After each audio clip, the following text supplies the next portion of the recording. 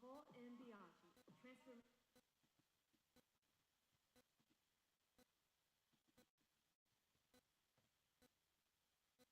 Introducing Nicole M. Bianchi, transformational speaker, author, and award-winning entrepreneur.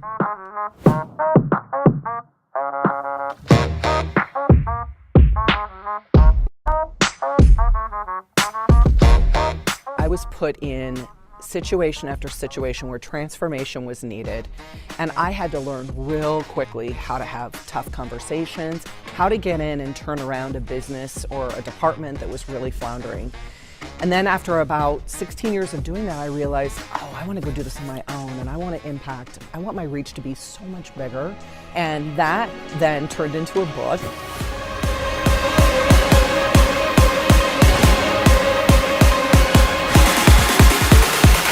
Nicole is awesome. She is so energetic. She had the whole crowd up and dancing. Nicole is high energy, which is exactly how you want to close out a conference. I need 5 brave volunteers to join me up here on the stage to have a little bit of fun. So I thought we could practice some hip-hop dance moves here with our friends and leaders that we know and trust.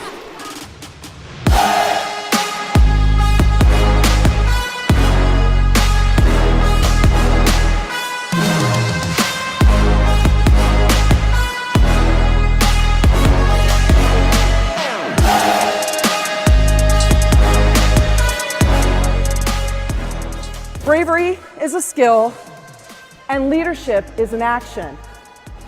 And without this skill, it can be so hard to take action. Bravery plus leadership creates a competitive advantage for leaders, and it takes small, brave moves to get there. I think she was personable. I think she has an inspiring tone to her voice. As she was speaking, one of the things I thought about was not only bravery, but honesty. I thought she was great. As a meeting planner, conference planner, someone who's trying to get a keynote speaker, that's what you want. You want them to leave with that motivation, and that's exactly what she's going to do.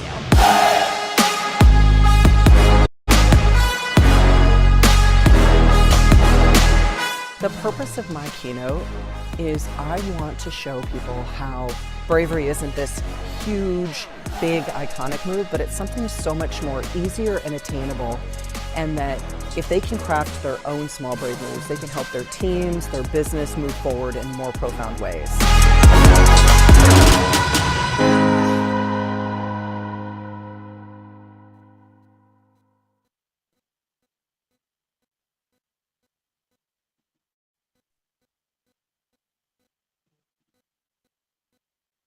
Hey everyone, Nicole Bianchi here. Oh my gosh, it is so amazing to see so many new faces and faces I just love and adore on here. I bet you're ready for me to open up with some hip hop dance moves, maybe, right? Not today. We're gonna have fun in another way. So I just want to say thank you for taking time to be a part of such an important day for us. We've been working on 5 Tough Talks for a while now, and it is launched. It's officially launched on Amazon.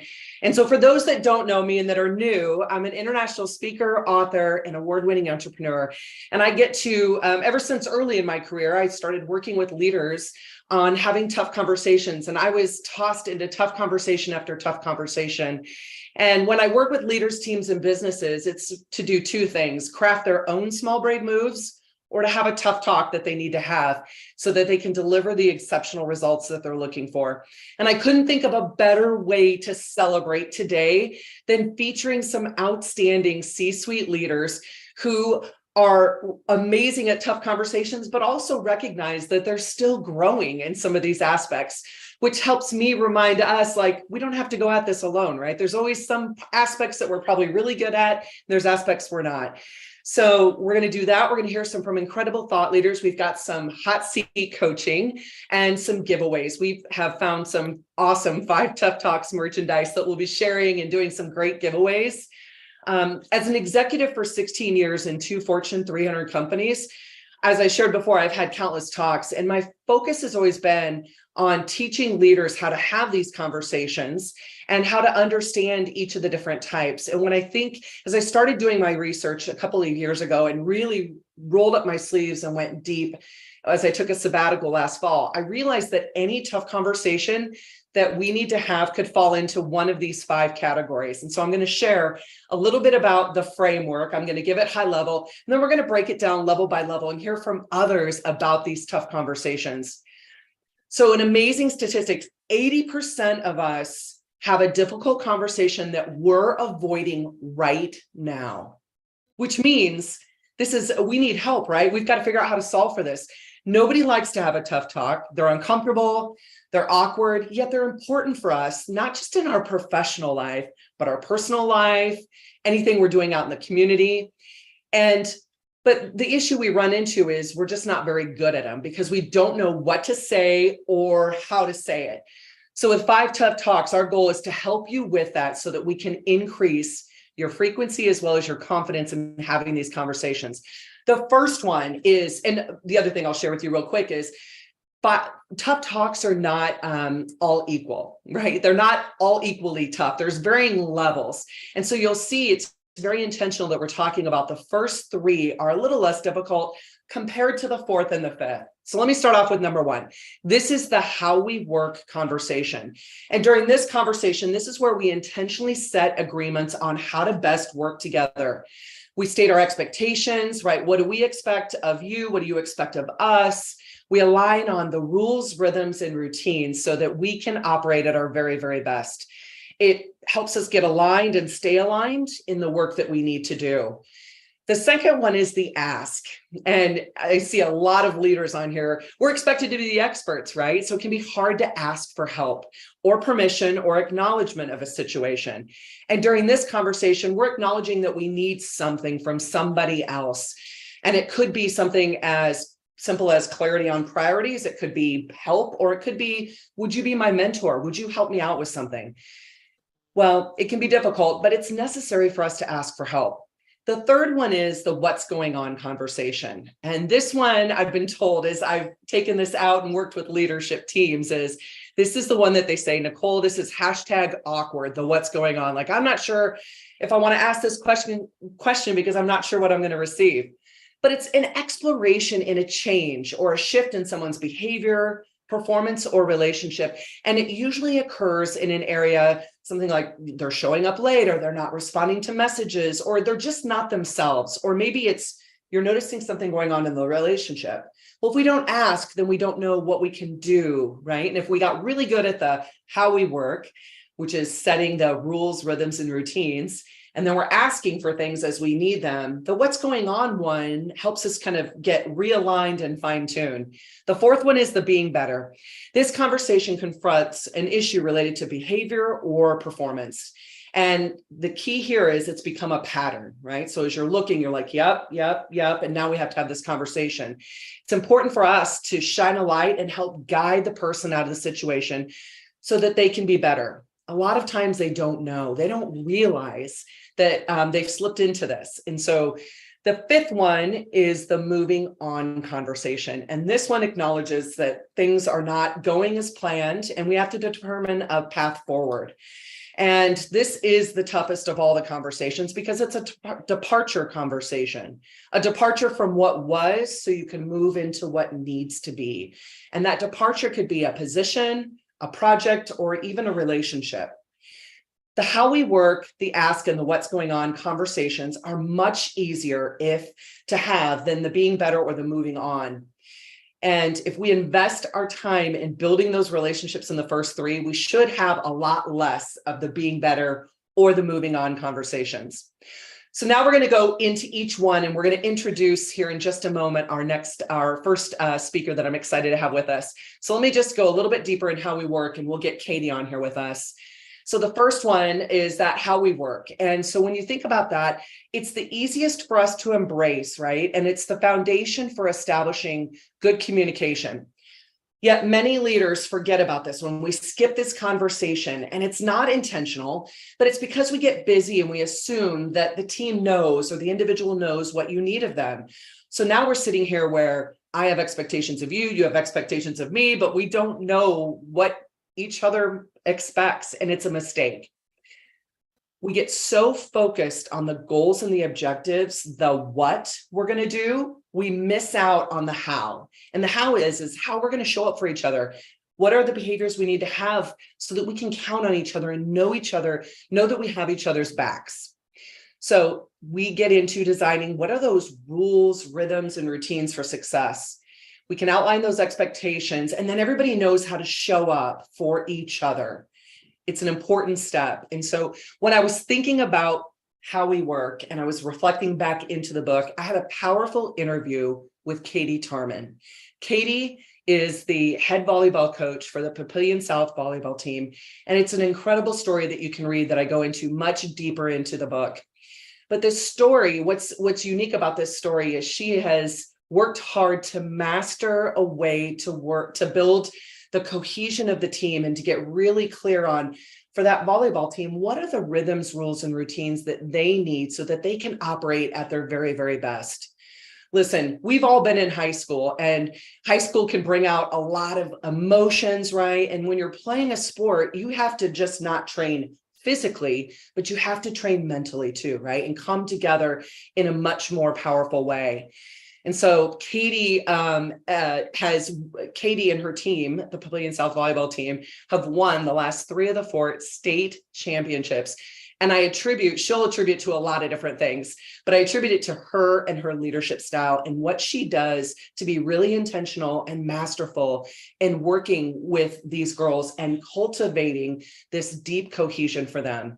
So I just want to welcome Katie Tarman to the live stream. Katie, thank you so much for coming and being here and being a part of this and being an important part of the book as well. Your story is important, and I wanted everyone to hear it. So I want you to think about, Katie, what is the foundation that you lay within that team to start building those strong relationships when you start thinking about how are we going to work together for the season? Yeah. Well, thank you, first of all, for having me on. It's such an honor to be a part of this. To begin our season, it kind of goes back to the end of the last season. So I really take a little bit of time to speak with my soon-to-be seniors, which could be, your next up-and-coming leaders in whatever organization you have, but to find out what their take is on their situation. And so I really dive deep into like what went well, what didn't go well, what would you love to see happen in the future? How can we make this your best experience? And getting that input is really, really important for me, because the way I look at each season is a fresh blank slate. And so I really want to make it theirs, because I feel like when it is theirs, when it's my girls' experience, I will get the best and the most out of them when they have that buy-in. So I start with that, and I get this whole list, and I explain to them my intentions behind what I'm hoping for them. And then we kind of go from there. And it leads us to the summer and many, many conversations, but then it leads us into the season, in which we actually just went on a trip this past weekend to Kansas City and played. And at this trip, it's about, 20 to 30 days into the season. We sat down as a team, and everybody went around in a circle. They took a little bit of time to journal this first, but I asked them one question. I asked them, how do you want to be talked to and treated? Which takes a lot of self-awareness. But I think in any organization or company or team that you're a part of, it's really important that you have self-awareness of what it is you need to be successful. And so I asked that of each girl, to figure out what it is that they need and how they can optimize themselves through their teammates. And then I also asked them how they want their coaches to speak to them. This might be a little bit different than people do. I don't know, but I'm curious. I want to know how I can best help my team. And then each kid, the first time I did it, it was very awkward. And maybe people felt a little uncomfortable. But once one one girl did it, and then another girl did it. And we started moving around the room. You could see the head nods happening and the empathy happening. And each girl kind of listened very intentionally to what their teammate was asking of them. And it created this deep connection that I couldn't simulate on the court by itself. And so we came out of that meeting, my first year ever doing it, with like a sense of just connectedness. And we all truly wanted to do what that person that we just listened to said. We wanted to do what they asked of us. Yeah. And I've done it ever since then. I've done it every year. And we do lots of different forms of that. It's not just one time, but this past weekend we did it. And Monday, we played on Monday morning, and we had some really tough battles. We were down by several points in several of the sets, and we came out on top. Now, it could have not happened like that. But I will tell you that you always walk away from those meetings feeling like we're all in this together and we're all trying to accomplish the same goal. Yeah, you were talking about the emotional intelligence, and what also came up for me, Katie, is the vulnerability. You're giving everybody a safe space to be vulnerable and to ask for what they need. The other part, I loved how you talked in the beginning, like we evaluate last year. So what are things we want to keep and bring forward because they're working? What are some things that no longer serve us? Which how we work is an important way to kind of reflect so that we know, what do we want to keep, start, stop doing heading into that next season. And I love you said it's an awkward but bold move as a leader to talk about, what do you need from me, or how do you want me to speak to you or treat you, or you're taking the guesswork out of it. And that's what I really love about your transparent style is so many times we're trying to figure it out, right? Like we think we know their personality, we think we can do this, but having somebody tell you, here's how I need you to show up for me, makes it so much easier for us as leaders. Well, and I use my own experiences from being on past teams where, coaches or bosses or leaders in front of you didn't tell you what you needed to know. They wanted you to guess. They wanted you to figure out, how am I supposed to get on the court? I don't know. I mean, I'm working really, really, really hard, and I'm really, really frustrated, and I'm not getting to where I wanted. I just wished that somebody would have told me what I needed, And so I just, clear as kind, like just putting it out there for somebody. My girls, I know they're just high school kids, but they're not just high school kids. They're humans that are figuring this all out too, the same way that, people in the business world are. And I have found at least, a handful of times, even more than that, when you give somebody the opportunity by being very clear in what you need from them, they always step up to the challenge. I have had very few instances where somebody doesn't step up to that challenge that you give them because you are so clear about what you're wanting from them. Yeah. And I think, so my question was going to be, what's one piece of advice? And I feel like you've just shared that with us around the being clear, right? And is being kind. And that's a game changer. And I know that is instrumental in the work that you're doing with all of the girls. And I don't know how our time flew by so fast, Katie. I could sit here and talk with you for another 10 or 15 minutes easily. But I just want to say thank you. Thank you for growing and developing, our next generation of women leaders there on the court. Thank you for the work that you do. And thank you for how you show up for all of us, because what you're doing on the court with those girls is so transferable to us leading teams and being the best leaders. So I just want to say thank you so much for being a part of the book, allowing me to interview and be a part and watch it. And just know that I'm going to speak for everyone we're cheering you on. We will be cheering you on all fall to that state championship, hopefully this year. Thank you. And thank you so much for having me. I'm so excited for you. This is great. Awesome. Thanks, Katie. We'll see you soon. Thank you. Bye. You bet. So we have our next move on this, how we work. We're going to spend just a few more moments here, and then we're going to jump to the ask.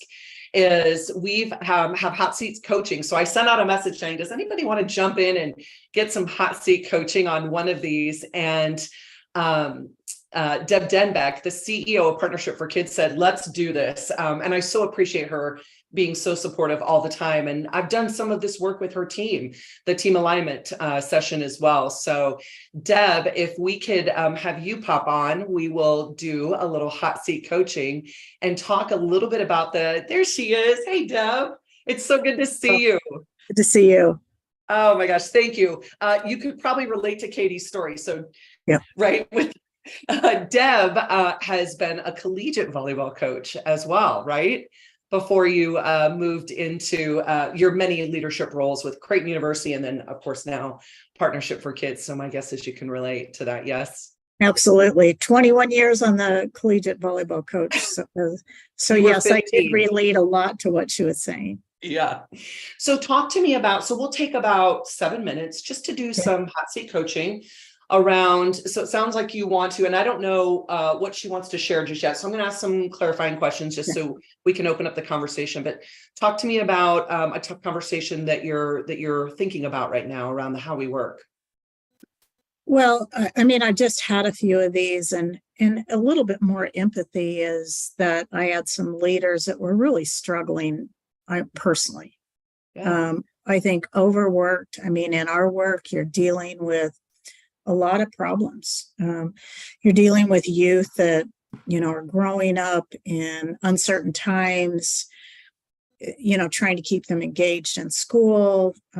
You've got, some staff turnover because of the work that we do.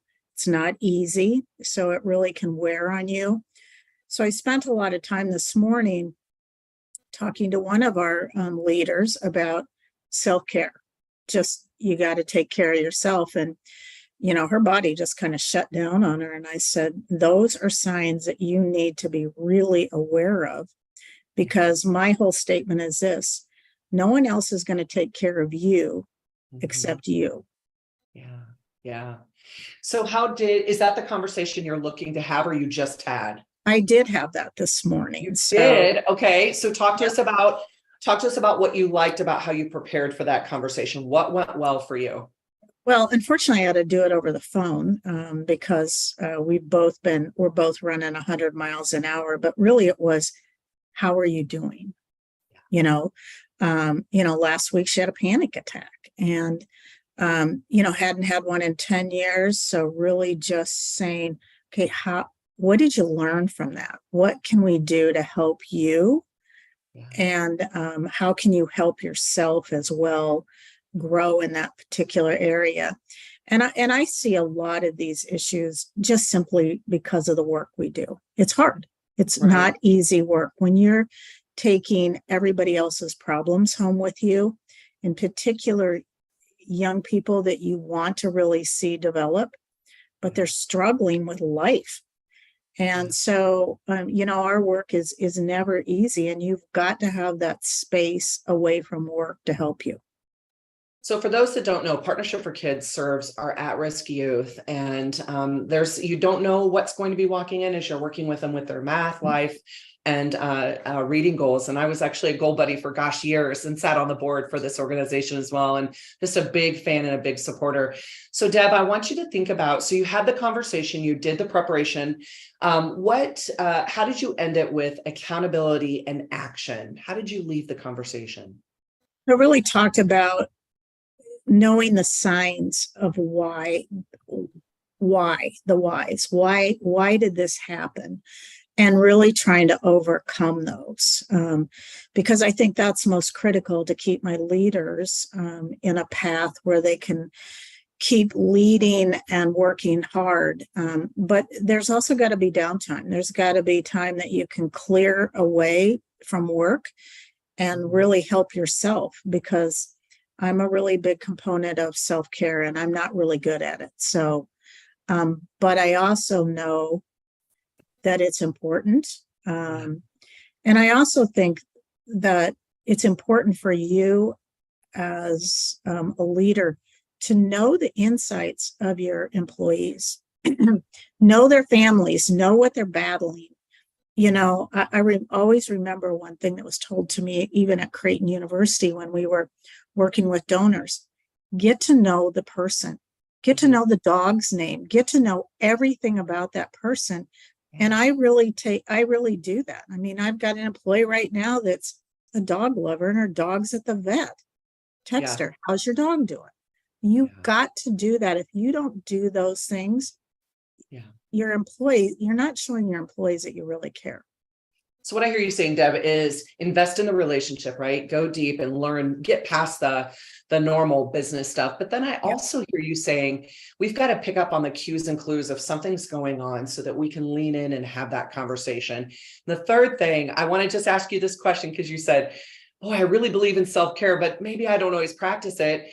How about, did you do anything for yourself after that tough conversation? Any little bit of self-care just to kind of mentally, physically, get back into, because those are not easy to leave, right? Because we sometimes might carry that with us as well. Well, I think the rest of the drive was, okay, you preach this, how are you going to live it? And I think that is really, really critical. And I've got to be better at that. I got to learn that I'm not Superwoman, even though many times I think I am. I have strong work ethics, so sometimes I just try to outwork people, and that's not healthy. So I've got to learn, to shut down as well. And I think I learned from that, because this employee was very openly admitting, and she even sent me an email last week about it. And so, I learned from that is that, okay, you've got to start doing what you're saying for yourself. Well, and that role models it for others, which I appreciate you were saying, because if we're asking, others to do something, we should be role modeling ourselves, even though I fall into the same trap, Deb. We often, when Deb and I get together once in a while over lunch or something, we giggle about how hard charging we can be sometimes. And so Deb, I don't know if you can see this in the chat, but the chat's been blowing up for, hey, supporting Partnership for Kids and big fans of you and the work that you do. So that just warms my heart watching that chat blow up for you. So thank you so much for joining us today. For those, I've got some pearls of wisdom from Deb in the book as well. So if you take a look at that and read, you'll get to learn a little bit more from Deb. So Deb, thank you so much for joining us today and just being a part of the Five Tough Talks book launch. So thank you. Well, Nicole, thank you. And thank you for all that you're doing for the community and everyone else. You're amazing. You're one of my heroes. You're going to get me all teared up over here. Oh my gosh. Thank you so much, Deb. Okay. So we talked about how we work, our first conversation. And as we move through these conversations, I want to let you know that we are going to be launching also a Tough Talks certification.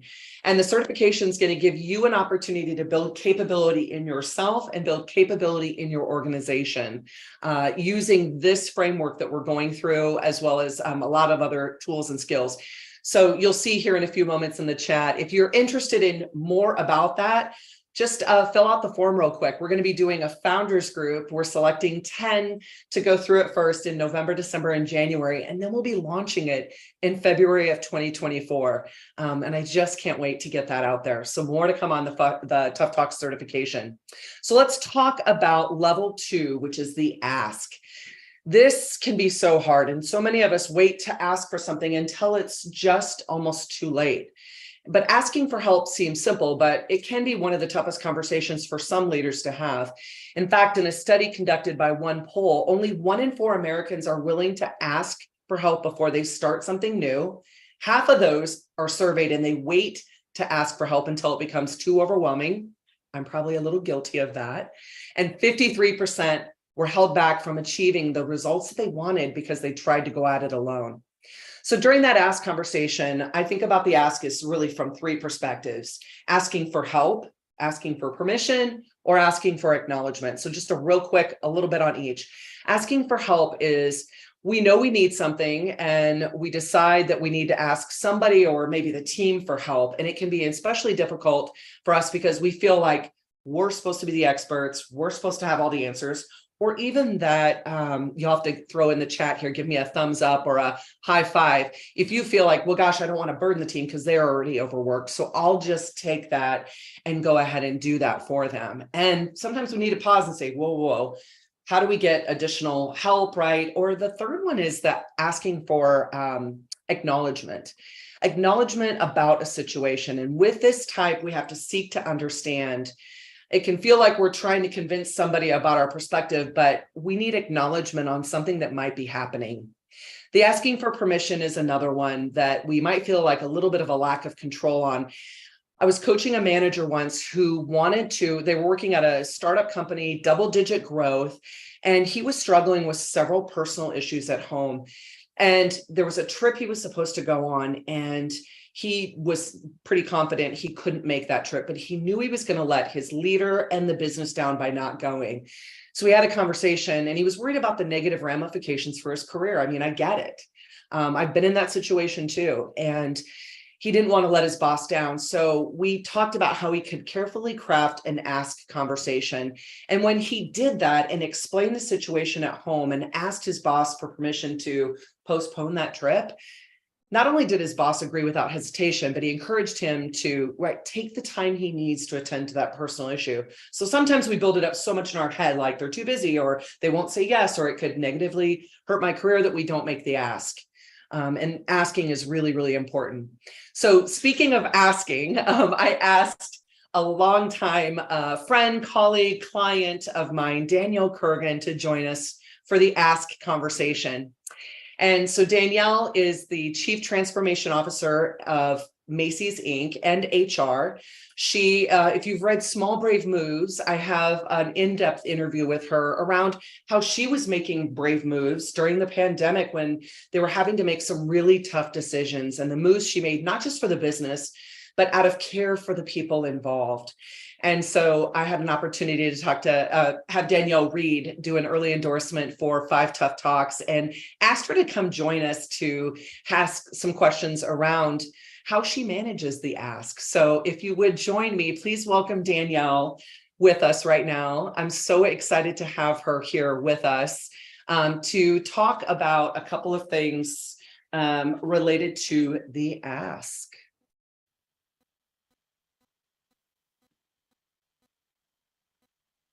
And I think we're just we're finding her and getting her spotlighted here. Yes, there she is. Oh my gosh, Danielle. It is so good to be with you. Oh my gosh, I just want to give you the big virtual hug. I know we live too far apart from each other. I know. It's so good to see you. And thank you for jumping on and being so supportive of the 5 Tough Talks book launch. Thank you for joining us. Well, I feel like Tough Talks is like the entirety of our lives, especially in the profession that we have. But yet we're still students of this at the same time. So I'm happy to be here, and it was fun to listen to some of the earlier conversations. That's awesome. So think about, I like your lens of, there's certainly some things we've mastered, but then we're still developing, right? As we think about it. When you think about the 3 asks that I shared, asking for help, asking for permission, or even acknowledgement, I want you to think about which one of those 3 seems to come a little easier for you, and why that might be. Well, it was funny when I read through the book, and I read through it a second time. And I think we're always really tough on ourselves to kind of judge what are we good at and what are we not good at. So I don't know that I'm great at this, but the one that I think I'm most comfortable with, it was quite surprising to me. I think I'm good at asking for help. I haven't always been good at this, but maybe it's a sign of age. Maybe it's a sign of experience. It's the product of having more confidence. I've seen this movie before. I have some wisdom here. I'm not that I'm not always trying to prove myself, but that's not always in the front seat. And so I have an example that I'd love to share. And I love that I can talk about this now, because I had one of these really big moments this last year when I was working on CEO succession planning. So Macy's announced CEO succession in March of this year, but it had been a body of work for 2 years. It's a body of work that is completely secretive, totally confidential. Nobody knows that you're working on it. You have no one else really to lean on. And at least for me in this process, everyone was leaning on me and looking to me to be the shepherd of the process. Not that I was a decision maker, but I was keeping things on track. But I had a moment where one of our members of our board, one of the directors, a very influential director, former CEO. And I sat down with him and said, look, I need to have a conversation with you that I've never done this work before.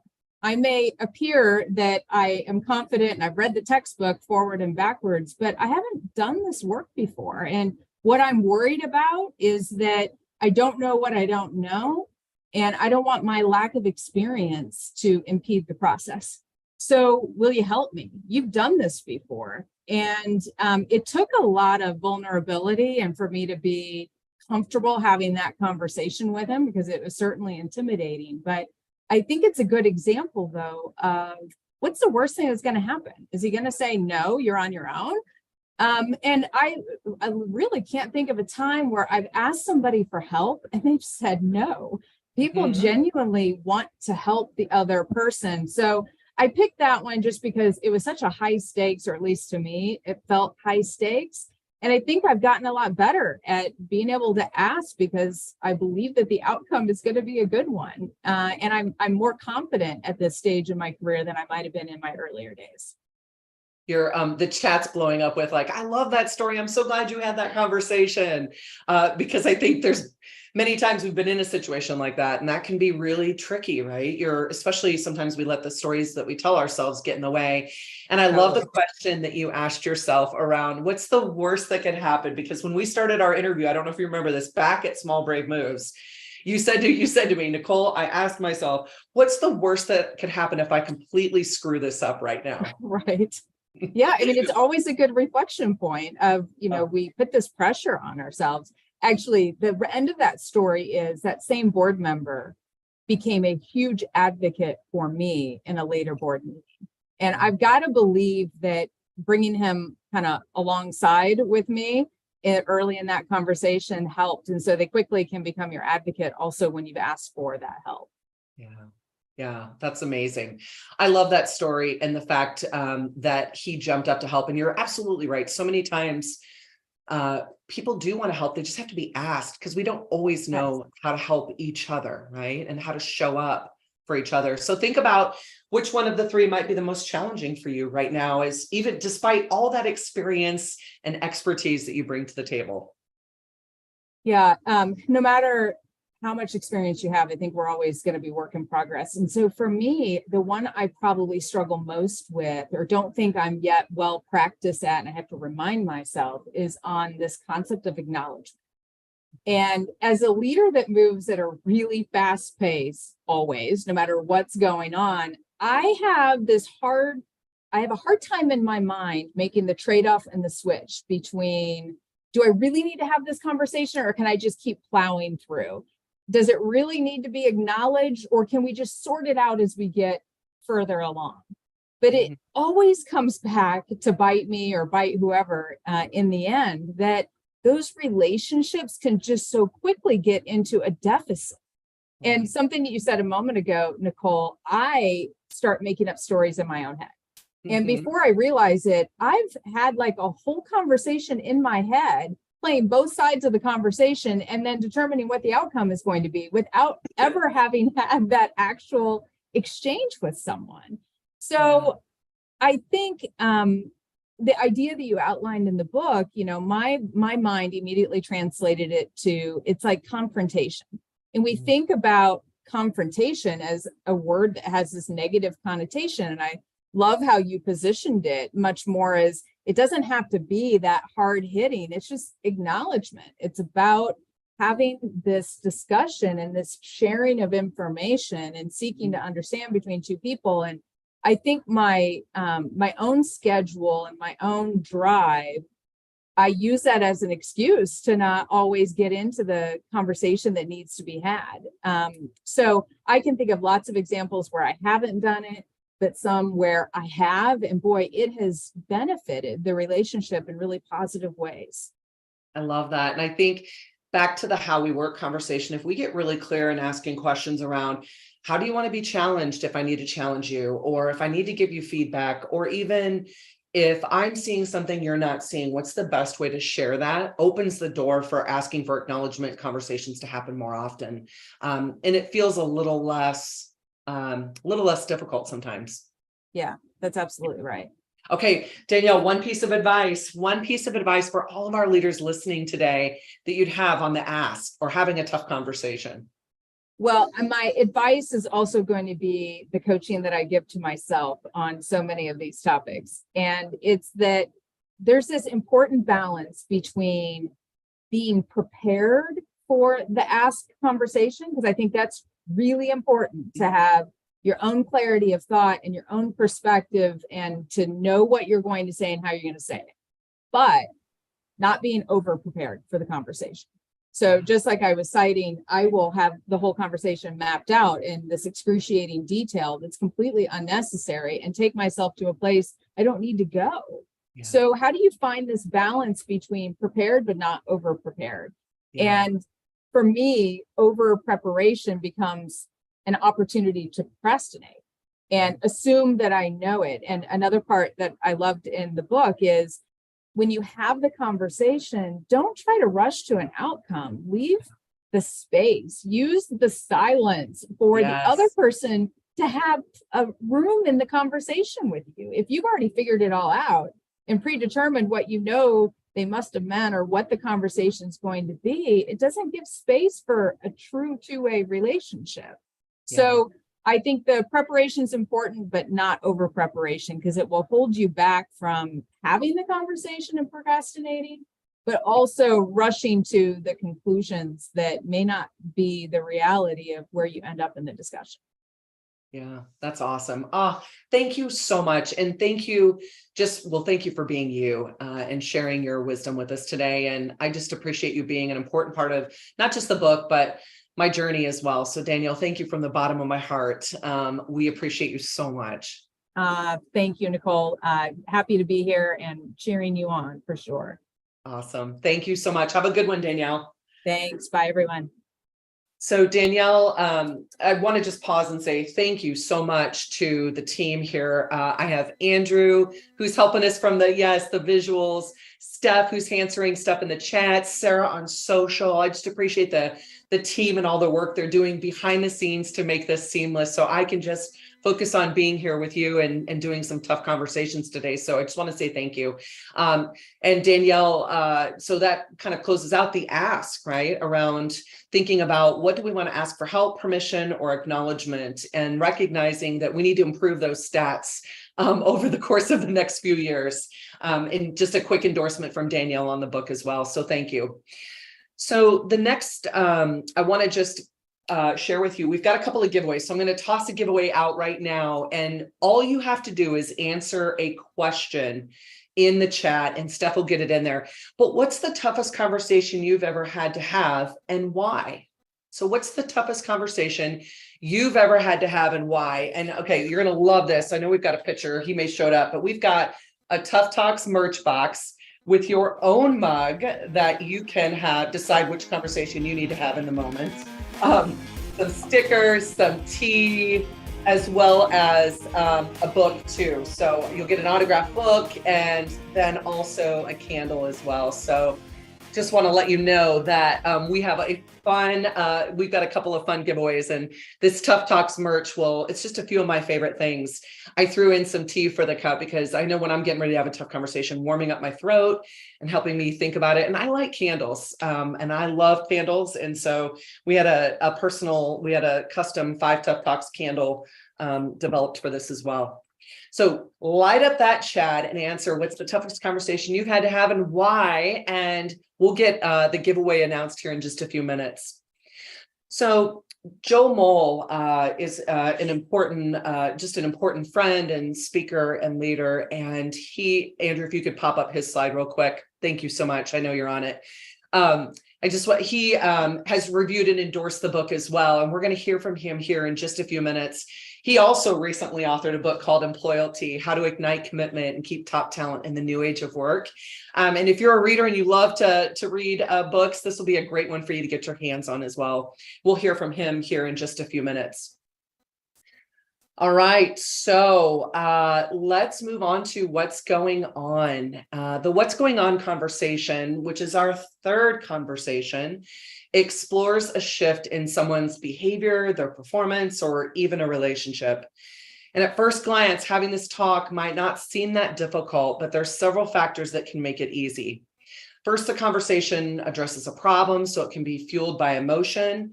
And second, most people just don't know how to start that conversation. So they default to using maybe the wrong tactics. And that can result in not having a meaningful conversation. So when you think about, gosh, should I be having the what's going on conversation? I want you to think about performance first. Is there a shift that we need to kind of have a conversation about? We're starting to see something going on.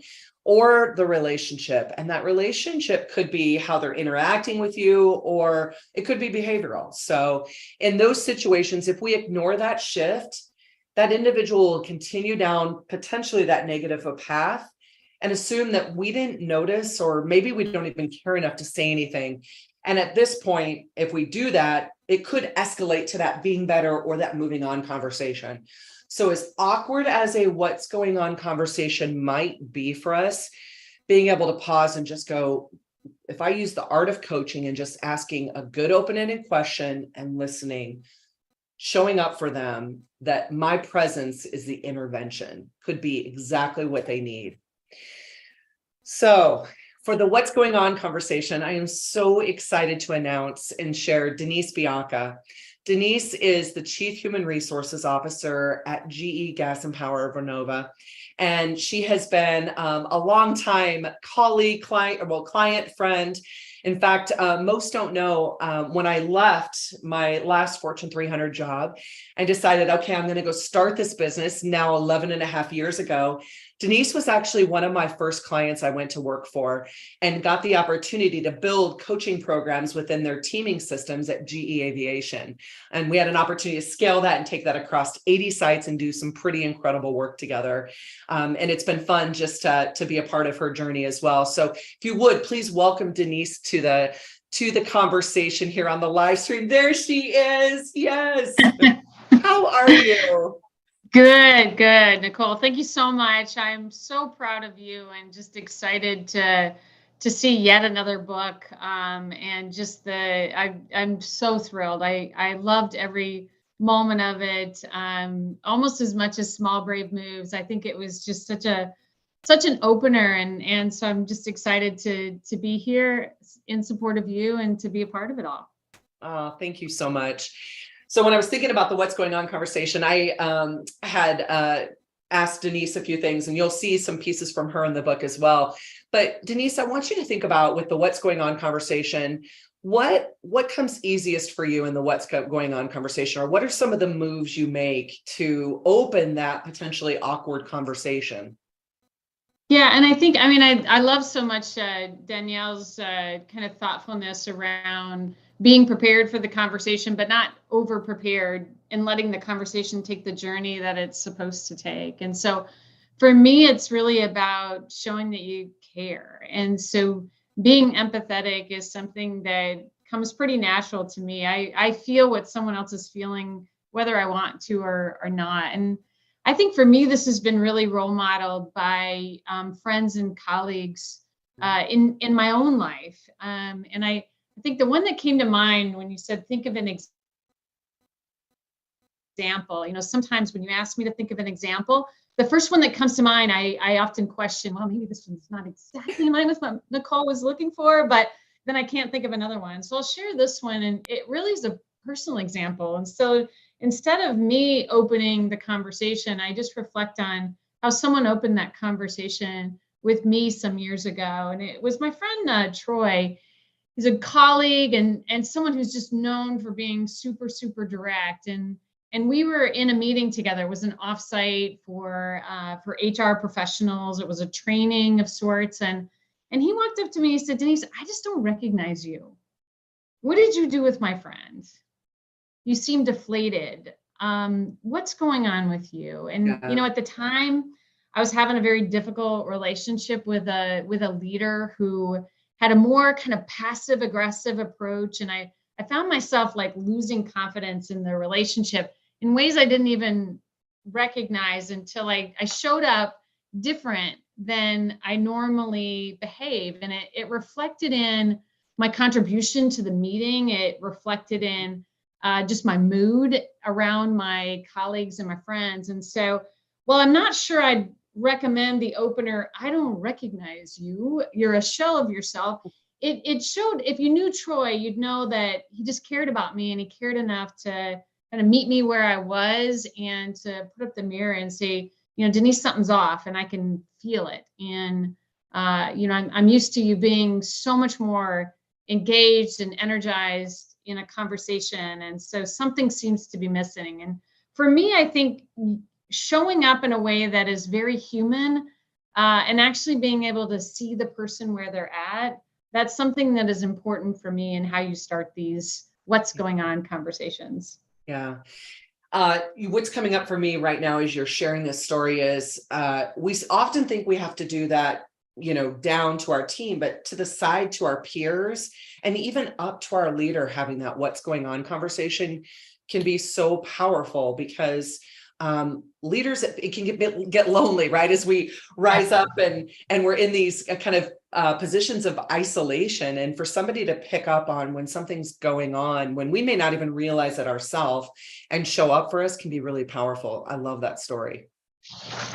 Yeah, and again, I think for me, it really has role modeled how important it is to really just show that you're having this conversation not because you want to see something different as an outcome. Of course, there may be an outcome that needs to be different in the case of a performance discussion, but it really is about the fact that you're invested in that individual, and you want to be a part of their growth journey. Yeah. And there's a pivot point, or there's a crossroads of sorts that you want to join them where they are, so that you can be a part of walking alongside of them as they move their way through it. Yeah, I love that. So think about, and I always feel like when we talk and we connect, I do feel you always have this great, like, you have a big heart, you're empathetic, you just care, you deeply care about the team, the work that you're doing. Think about what's one piece of advice for any leader out there listening that is maybe putting off having that "what's going on" conversation. Yeah, I think that similar to what Danielle said, is that 9 times out of 10, when you ask, someone wants to be helpful. I think that they want to do better. They want to rise to the occasion. So I think about all of the examples from the discussion today. I think we're great and very similar to my advice to others. And that is to, when you do get into that conversation, making sure that you're listening. I think sometimes, especially if you're a very empathetic person, you can see yourself in their shoes. And if you're not careful, in the middle of the conversation, it becomes your shoes, your feelings, your story. And so just remembering to continue to be there where they are, that, it's hard to figure out where to go next if you don't really appreciate where someone is, how they got there, how they're feeling about where they are. If you do that, then again, imagine yourselves, you're not carrying someone through the difficulty, you're walking alongside them. You've got their back. You're there to support. And I think that's what helps those conversations deepen a relationship, is because they know that you're with them. Yeah. You don't know this, but the chat's blowing up with all of the things that you're saying that resonates for people, and a shout out to your vulnerability too, and just sharing the story. It helps the rest of us realize that, gosh, we're still, as similar to what Danielle said too, is there's things that we're probably doing well, and there's stuff we're still figuring out in these tough conversations. And even though I've written a book on it, doesn't mean that I have it perfect. It means I aspire to be really good at all 5, and I have to work at it every single day. And I know I'm not at my best all the time either. So I just appreciate you sharing that story, sharing that bit of advice, being an important part. She's in the book, and then she's offered up an endorsement as well. We'll have Andrew share that here in just a minute. But Denise, I just want to say thank you for, when I make the ask, thank you for always showing up for me. It means the absolute world to me. And I appreciate all you do. So thank you. Absolutely. I am, like I said, I am so proud and just excited to be a part of it and to grow along with you. Awesome. Thank you so much. Have a great rest of your day. And thanks for jumping in with us today on the live stream. I so appreciate it. All right. So that was Denise Bianca. We're wrapping up the what's going on. And remember, if we get really good and we invest our time and the relationship and the vulnerability and the trust in the how we work conversations, the ask conversations, and then the what's going on conversations, we shouldn't have to have as many of the being better or the moving on conversations is our goal. And so I just deeply appreciate Denise jumping in on the what's going on conversation. We're going to hear now from Joe Mole. If Andrew, if you're ready to do that, we'll go ahead and tee up Joe Mole and hear an important message from him as well. Hi folks, my name is Joe Mull, and for the better part of about 20 years, I have made my living teaching leaders how to be better bosses and how to create the conditions at work for people to thrive. And that's a big reason why I am so excited to talk with you about Nicole's new book. I am so disappointed that I am not able to be with you live today for this launch event and for all the work that she is doing to bring so many people together to talk about the tough talks that leaders often have to have. Sadly, I'm traveling today, but I believe so much in the work that Nicole is doing. I asked her, at the very least, can I at least record a message that you can share with the folks who are participating in this event? And she very kindly allowed me to do so. So here's the thing. There are dozens and dozens and dozens of things that leaders need to get right before members of a team are going to point to them and say, I've got a great boss. We know that communication is a huge part of that. I can't tell you the number of times in workshops or in training where I've actually had to work with leaders to help them come up with the right language, the right scripts, the right turns of phrase to get to the conversations that they know they need to have. Which is why Nicole's new book, 5 Tough Talks, is, I think, going to be one of those resources that sits on a leader's shelf and that they pull out again and again and again. Because in this book, Nicole has created a clear playbook for leaders at any level who want to become better, stellar communicators. My favorite thing about this book is how packed it is with scripts and questions and tactics, how much utility it has. If you have to have a difficult conversation, or maybe you have to have a follow-up conversation, you don't necessarily know how to go back over some of the things that you're trying to get through to this person. If you know that maybe you're talking too much in a conversation and you want to think about some ways to create time and space for an actual dialogue to unfold, you're going to reach up on your shelf, you're going to pull this book down, and you're going to turn to it again and again and again to lead more confidently and to handle delicate situations more effectively. More than anything else, though, I think this is a tool that a leader at any level can have on their metaphorical tool belt that will help them, as we like to say, boss better. So whatever you're doing right now, go online, get this book ordered, and get it into your hot little hands as fast as possible. In the meantime, my heartfelt congratulations to my friend Nicole on all the work that went into making this book a reality. I can't wait to see the dent it's going to make in the universe, especially for those of us who are leading teams. Thanks for having me today. Thank you, Joe Mole. He is just an incredible speaker, author, friend. And so Employalty is his book. If you would I'd love for you to go grab his book as well. It is doing some amazing things out there. So the next conversation that I want to have is the being better conversation, and just to share a little bit about that one with you. So the being better talk confronts an issue related to someone's behavior or performance. And remember, now we've got a pattern of behavior, right? So what's going on really focuses on kind of that sudden change, but the being better conversation connects those dots to reveal a pattern over time. And this talk requires bravery because you must point out some shortcomings. But doing so if you do it from a place of care, concern, it will improve the relationship. And so there's two types of being better relationships. The first one being better conversations. The first one is behavioral. So again, confronting an issue, mood, attitude, approach, or it could be performance, which you've noticed results. We're not meeting deadlines, projects, goals, or that sort of thing.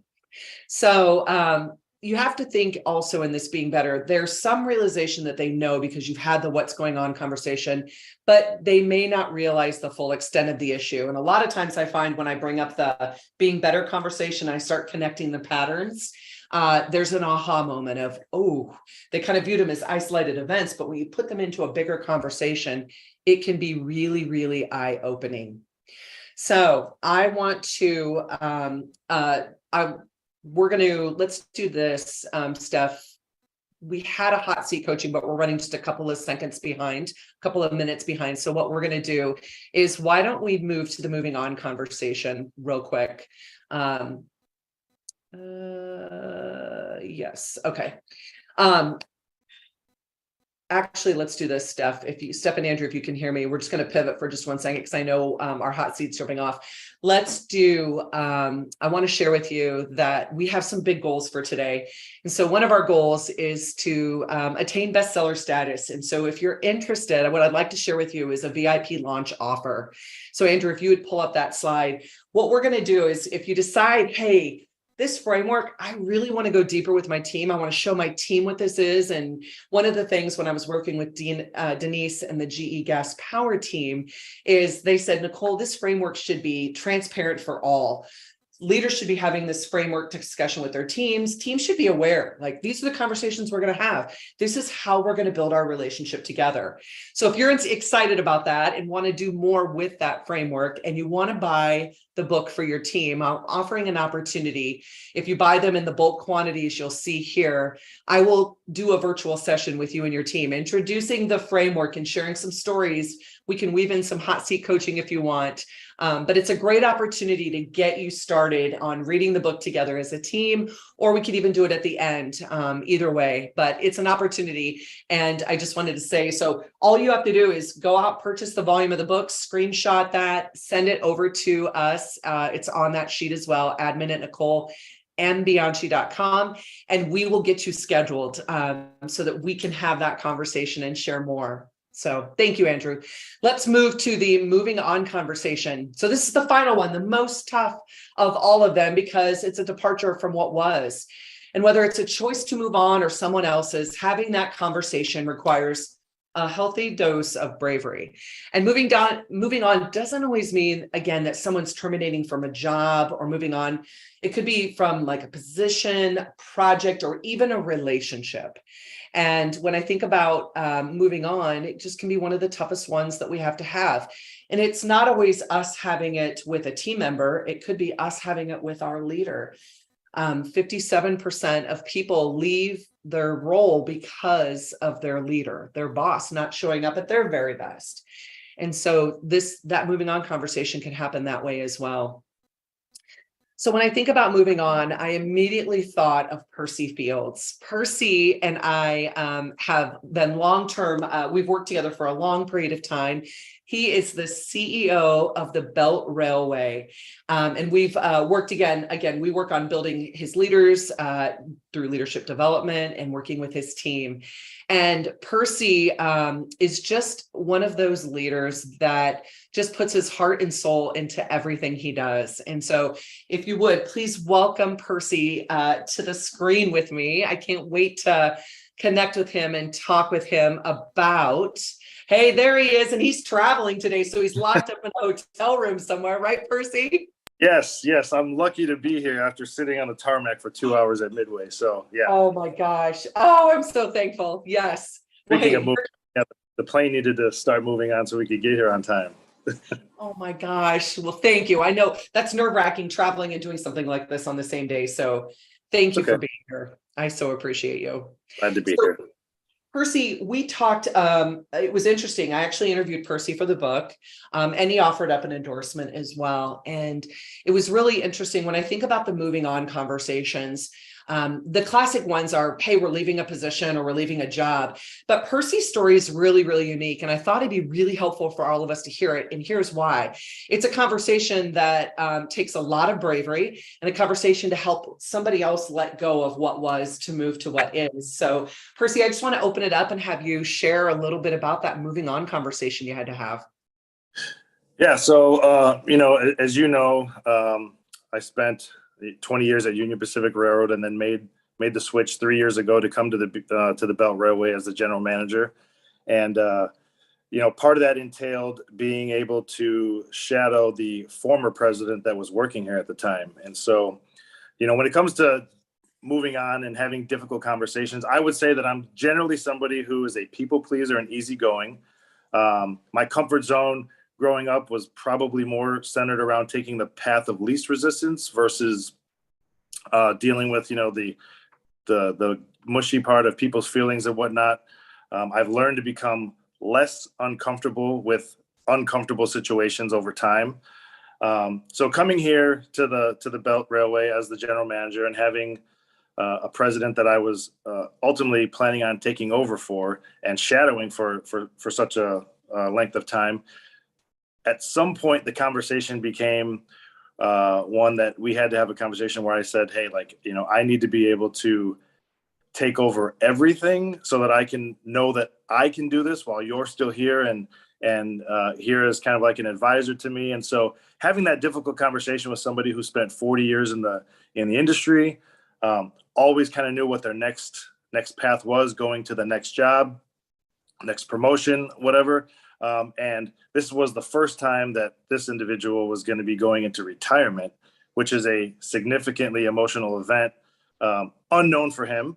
And also at the same time for myself, being excited to go into a new role and be able to replace him was a significant emotional event for myself. But two totally different perspectives, both have lots of feelings and lots of emotions centered around it. But to be able to have that conversation openly, to say, I need to be able to work with the team and have everything kind of go through me, it's not an easy one to be able to have or receive from his standpoint, to say, I'm not needed anymore as much as I used to be needed anymore. And so having the conversation really cleared the air and, just made our transition so much smoother. And, even to this day, we still talk, and, being able to have that openness and really the courage to have that kind of conversation helped out quite a bit. So I'm curious, do you think he saw what you were seeing? Do you think he even realized what was happening? Yeah, I think so. Yeah. I mean, we had a lot of conversations, even just leading up to, interviewing to be brought onto the team.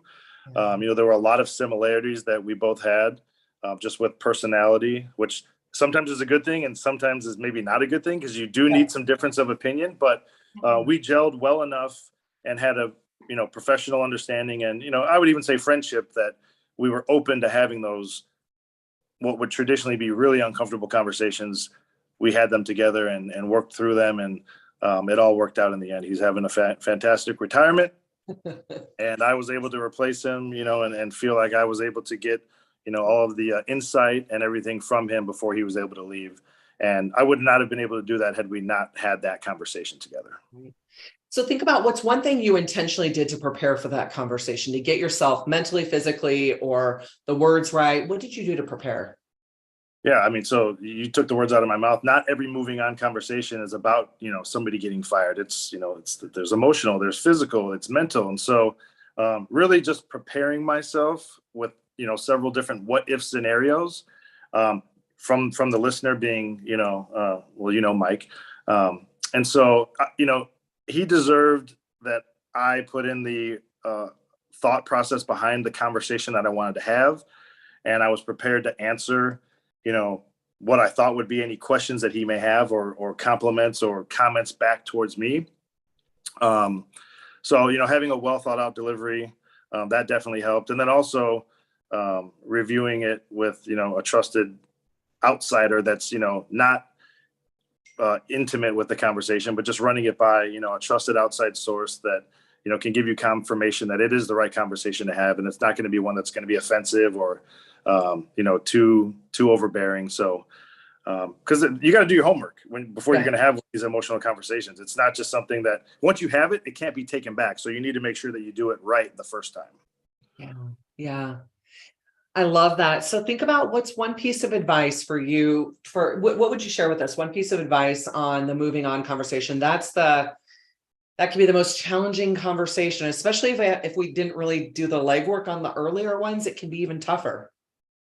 Yeah. So if I look back over a 23-year career professionally and just 43 years living on earth as a human being, I would say the best advice that I could give anybody that's listening is if you think that you need to have a tough conversation, have one. I've never felt better after going through a tough conversation with somebody. It always feels like less of an issue than I made it out to be, in my own mind, versus it feeling like a major issue that you're bottling up inside and holding it in. And so it just feels so much more liberating when you get to have that conversation. And honestly, you find out a lot about yourself and about the other person that you're having the conversation with. So, yeah. I love that. Brian O'Malley jumped in. When in doubt, talk it out. I love that. And Heather's sharing she loves your learning to be less uncomfortable in those uncomfortable situations, which is so spot on. That summoning that bravery, right? That we lessen the voices in our heads, summoning the bravery to lean in. And I do think figuring out what our process is, right? What's the process so that we can get ourselves ready enough, right? And I know that if we can build our frequency in having these conversations, we can absolutely build our confidence. And so we actually had the opportunity to take the 5 Tough Talks workshop to Percy and his entire leadership team. And we were able to have a pretty transformative experience together, which was a lot of fun in learning and some of the moves that we made and bringing in some outside actors and actresses to help us prepare for it as well. Certainly. Yep. We laughed about that on the plane right here today. Did you? The shock and awe of having to practice it, not in a typical role-playing fashion, right? Yes, that was very valuable for sure. Yeah, that's awesome. Well, Percy, I know you're traveling, and I just want to say thank you for taking a few minutes to be here with us today. Thank you for trusting me with all the work that we do with your team and being an important part of the book and endorsing it as well. So thank you so much. I just deeply appreciate you.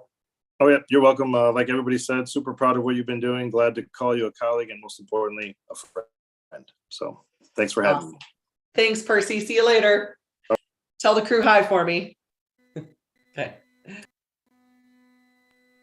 Okay, everyone. I want to do our next giveaway. So Andrew, if you would be open to popping up the box with the candles in it. So I actually, for those of you, some of you may know, some of you may not know that Nick Bianchi, my son, runs Bianchi Candle Co. And I asked him to create a custom, actually, it's not that one, Andrew, it's giveaway number 2. I asked him to create a custom giveaway for us. I love lighting candles before I have to have tough conversations. It just helps kind of put me at ease, and it helps me think about how do I want to prepare and what do I want to be really intentional about with my energy and my mindset of having those. So check it out. We have 2 different boxes we'll be giving away. One has these travel containers with each one of the 5 Tough Talks, and then the overall Tough Talk that you can light as you're getting ready to have those. It'll have an autographed copy of the book as well. So what I want you to do is to toss into the chat, and then we'll do the giveaway from there. I want you to answer this question into the chat. And the question is, what is a tough conversation you need to have? Which one of those 5? And when do you plan to do it? So which one of the 5 tough conversations do you need to have? And when are you planning on doing it? So we'll get that. Bring on the candles, Joey. Yes, I love that. That's awesome. Oh, Aaron, nice. Okay, we're starting to light up that chat. That's awesome. So while we're doing that, we're going to shift, and we've talked about the 5 Tough Talks, the conversations. We know we need to get really good at having the 3. Inside the book, you're going to find 11 conversation starters for each one of those.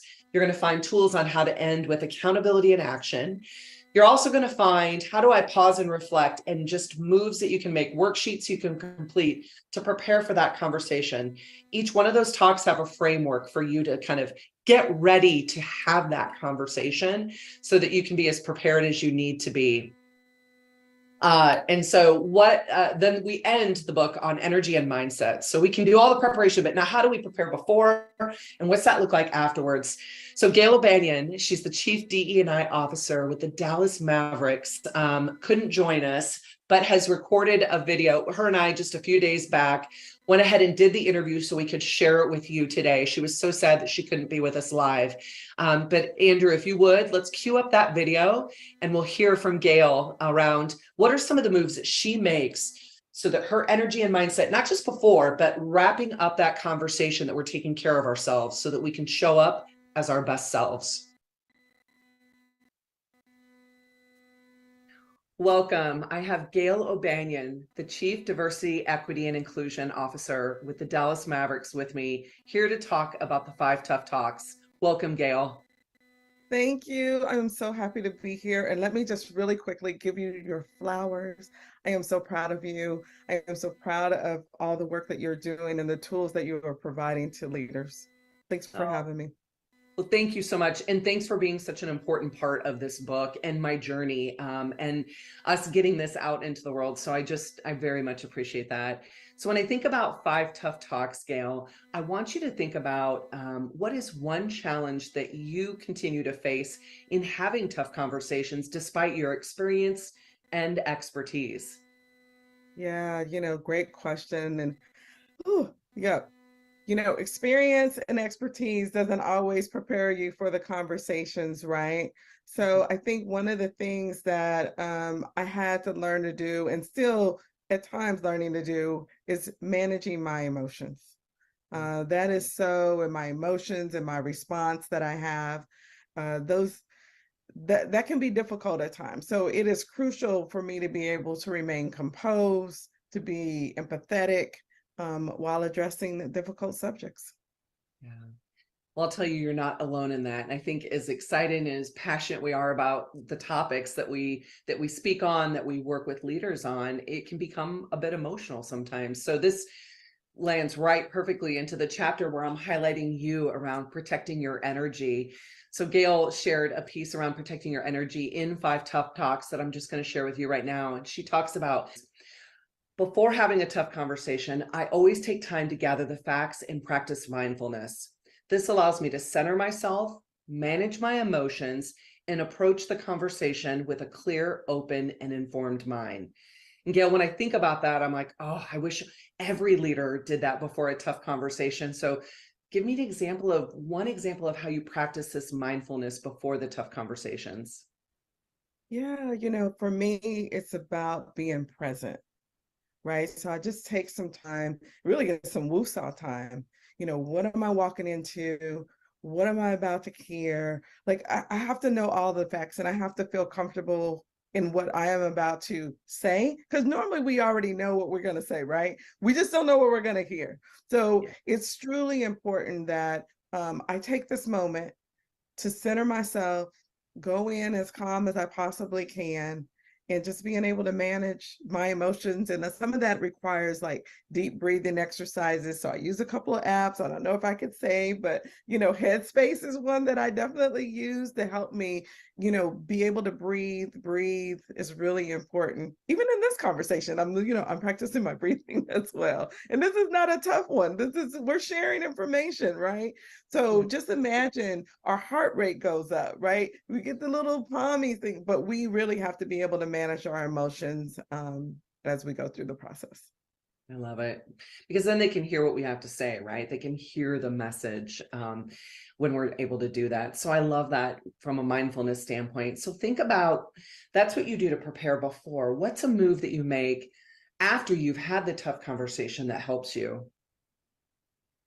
Yeah, so, I really think for me, and it really depends on the conversation, right? I might need to take a short walk. Again, I may have to take some deep breaths. I may need to jot down a few notes, but, because I need to be able to transfer that energy that I received back out so that I can kind of release it from my body. Right? We're talking about a tough conversation. And so that can be heavy and it can weigh heavy on us. So I think that is extremely important, for me to be able to do so that I can move forward, right? And I can go to my next meeting or whatever it might be, because you don't know where the next emotion is going to come, from the next meeting that you're about to enter, or conversation, or just daily life, right? Getting in your car, right? You don't want to carry all of that weight on you. So yeah, it's extremely important to be able to take some time after having one of those tough conversations. What I appreciate about what you're saying is you're challenging us to acknowledge that all of us will feel some sort of an emotion after a tough conversation, and carving out that time. So I'm going to ask a specific question, like how much time would you carve out just to be and go through that process before you run off to the next meeting? Is there any recommendations? No, I don't know if I can recommend it, because it's really going to depend on the conversation, right? Sometimes you might just need a minute. Yeah. Sometimes you might need 30 minutes. Yeah. You really just don't know, because it's a tough conversation to have. Some of these conversations, if we're talking about tough conversations, could impact somebody else's life, right? And their livelihood. So you really, have to be able to take that time, because I like to enter those conversations with empathy. Yeah. Extremely important, right? I want to be able to, put myself in their shoes. I want to be treated the way that, I want to treat them the way that I want to be treated. Yeah. And so there's a lot of transfer of energy and emotions in these conversations. So it could be a minute, it could be 30 minutes. Yeah. And I think that's the reminder, is to just block your calendar and allow for whatever time you need so that you're able to process it. So give us one piece of advice. What's one piece of advice for anybody listening as they're about to embark on a tough conversation? Yeah, I think the one thing that I would do is when it comes to emotions and the emotions of others, when we're talking about empathy, is if you're putting yourself right in their shoes and you're really listening. And when I talk about listening, active listening, not just with your ears, but with your eyes and your heart, I think that actually fosters trust, right? And so you're going in, and maybe it's even a collaboration and conversation, because you're listening to what they're saying and you understand what they're saying, but you still have a job to do, right? Yeah. You still have a job to do. We're not saying that you shy away and we're all sitting in here in tears, right? And it may not even be that way, but yeah, I think that is important, that we foster that trust so that we can have effective problem solving. Yeah, I love it. So I hear you saying protect our energy before and after those conversations, and investing in the building of the trust and how we show up in those tough conversations. And Gail, thank you so much for joining us today, for being a special part of the 5 Tough Talks book launch, and for sharing your wisdom in the book as well. I deeply appreciate it, and I know others that grab the book will as well. So thank you so much. Thank you for having me. Thank you so much, Gail Banyan. I love that she got to join us, even just virtually if we had to record it. So Andrew, if you'll tee up Amazon slide, we're going to do 3 things to wrap up real quick. 1, another giveaway. I'm going to ask a question in just a second, but I first want to say thank you. Thank you to you for showing up and being a part of this day. A special shout out. I see so many faces here. Chris Van Sickle, thank you so much for joining. We've done so much work around the tough conversations with the WEG team and coaching. Thank you to Dean and the Diventures team. I see you on here as well. Dean offered up an endorsement for the book, so you'll see that on the cover. So thank you so much, Dean and team. And then thanks to my team also, Valerie, who was instrumental in helping us get the launch going and sharing some of the pre-reads so we can go after the bestseller status on Amazon. Thank you, Valerie. Thank you, Sophie. She's been doing so much work behind the scenes, getting it out there so that we can be seen much broader. So Sophie, thank you. Shannon, Sarah, from a social media perspective, and certainly Steph and Andrew for being a part of this. And then last but not least, Kathy Rigg is on this as well. Kathy has been my partner, my thought partner, and my editor on this, and just an incredible person that helped me think about how I wanted to frame all of this up. And so Kathy, thank you very, very much. And I see Michelle Brown out there. She's always, I'm just so many names, Deb, everybody. And there's more thank yous and acknowledgements in the book. So I just wanted to say thank you. So for the final giveaway, I want you just to toss in the chat real quick for me, and I'll let you choose. You can have the merch box or the candle box. It's up to you. But I want you to think about, I have to end every conversation with one small brave move you're going to make based on what you've learned today. So toss into the chat one small brave move you want to make around having a tough conversation. And we'll get that person announced here in just a moment. If you know me well, I always like to end early because you can't transition to the next meeting with 0 minutes to spare as well. So my commitment to you is I want to get you out of here just a few minutes early as well. But to you, again, just a thank you. Thanks for allowing me to take you through the 5 Tough Talks framework, share more about what it is and the work that we're doing. My goal is for every leader, just like Joe Mole said, I want this on every leader's desk and for them to view it as a resource. Like I couldn't do it without this, and that it provides some of that self-coaching that they need in those moments. So my ask of you is if you can help me spread the word, if you're interested in buying it for your team, great, or just letting others know about it, whether it's posting it on social, this is my asking for what I need, sharing it, posting it on social, letting people know you purchased it, when you get your copy, even sharing it. Anything helps for us to spread it as wide as we can. So thank you so much for being a very important part of my day. We just found out from Valerie moments ago that we're the bestseller in the 3 of the categories, and we're going for the overall bestseller status as well. So thank you for just being an important part of this. And thank you to all the leaders who joined today. So thank you so much. I appreciate you.